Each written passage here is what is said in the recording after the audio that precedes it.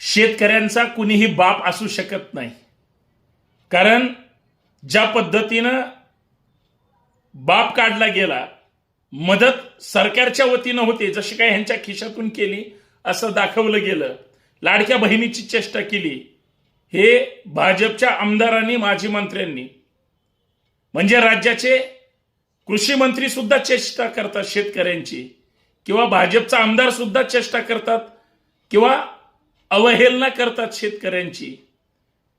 शेतकऱ्यांच्या अंगावरची कपडे, हातातले पैसे किंवा अंगावरचे कपडे हे मोदीजींनी दिलेत असं म्हणतात, आणि मग त्यांनाच शेतकऱ्यांचे मसीहा म्हणतात, सर्वश्रेष्ठ म्हणतात, बाप म्हणण्यापर्यंत मजल जाते. हे दुर्दैवी आहे.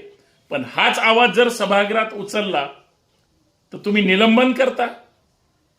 म्हणजे तुमची लोक बोललीत वाईट, त्यांना तुम्ही पाठीशी घालणार. वारे धंदा.